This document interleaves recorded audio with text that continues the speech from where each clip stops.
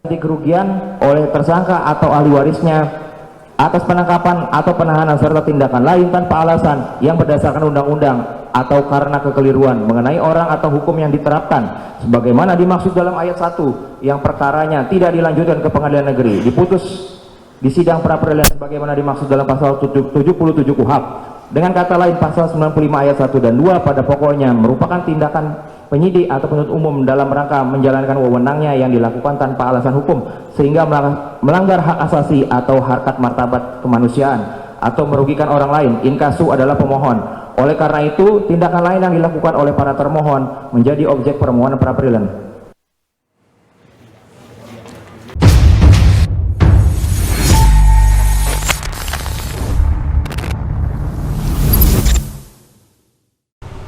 Bismillahirrahmanirrahim. Assalamualaikum warahmatullahi wabarakatuh.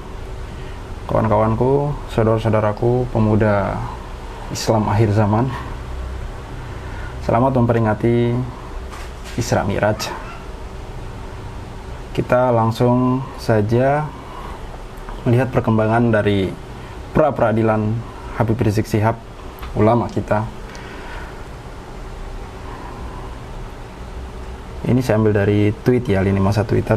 Kuasa hukum surat perintah penangkapan dan surat perintah penahanan dari polisi terhadap Habib Rizik cacat hukum, administrasi dan tidak sah. Ini dari metro.tempo.co ya. Kita buka aja.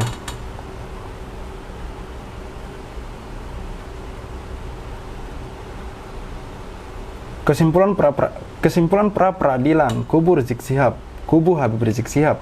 Penahanan tak sah karena 2 sprindik. Jakarta. Kuasa hukum Habib Rizik Syihab, Juju Purwantoro, menyampaikan beberapa kesimpulan atas sidang gugatan pra peradilan yang diajukan kliennya. Pertama, surat perintah penangkapan dan surat perintah penahanan dari polisi terkait kliennya dinilai cacat hukum, administrasi dan tidak sah, dan sudah sepatutnya dibatalkan, ujar Juju dalam keterangan tertulis tentang pra peradilan kliennya Rabu 10 Maret 2021. Cacat hukum administrasi itu, Juju menjelaskan, karena penangkapan dan penahanan Habib Rizik didasari 2 buah surat perintah penyidikan alias sprindik. Kedua sprindik itu bernomor SP Sidik _4604 Romawi 11 ya, _2020 di Treskrimum tanggal 26 November 2020 dan SP Sidik sprindik ya, _4735 Romawi 12 2020 di Treskrim tanggal 9 Desember 2020. Menurut Juju, sprindik tersebut berdiri masing-masing dengan nomor, tanggal dan bulan yang berbeda-beda. Padahal tersangkanya sama, yaitu Habib Rizik Syihab. Peristiwa hukum yang sama, yaitu berkerumun di daerah Petamburan, Jakarta Pusat dan dalam acara Maulid Nabi. Niat banget ya.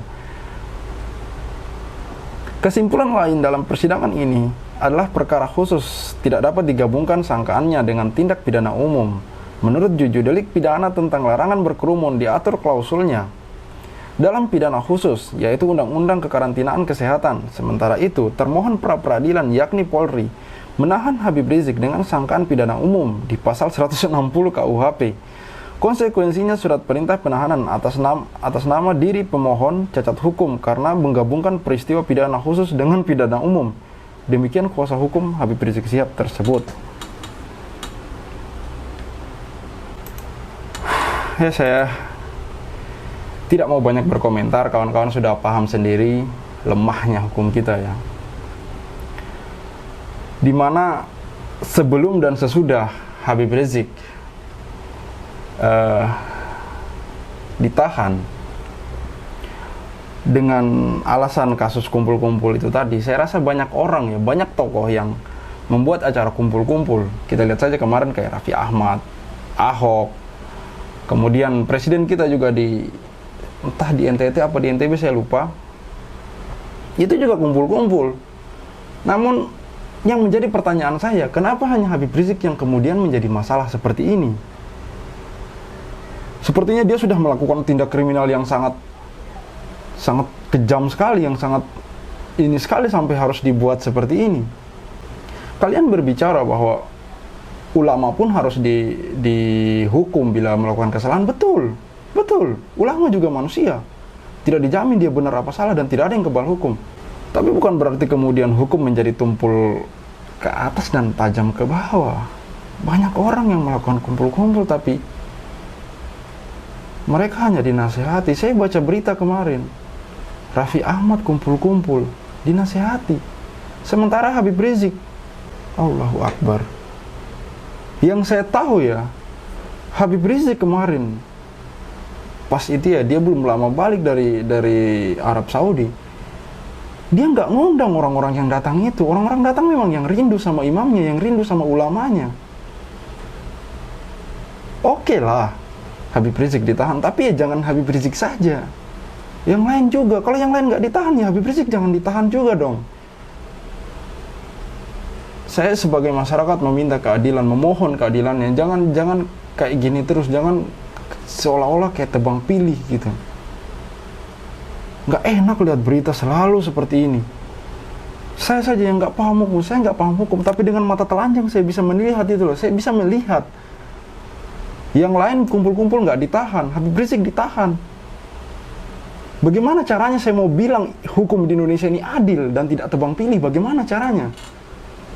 Jika hal-hal seperti ini dipertontonkan secara vulgar dan jelas, kita bisa lihat sendiri, kita bisa lihat dengan mata telanjang itu loh, mata kepala telanjang, kita bisa KLB kemarin kumpul-kumpul juga loh. Dan saya lihat banyak yang tidak pakai masker. Prokes tidak ada, tapi tidak ada masalah.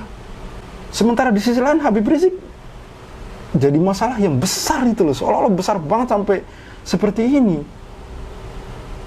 Demi Allah, segala perbuatan akan dicatat dan akan mendapat balasannya sendiri.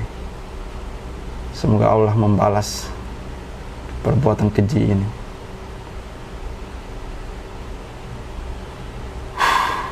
Ya, cukup sekian video dari saya. Saya Khalid Al-Walid. See you in the next videos.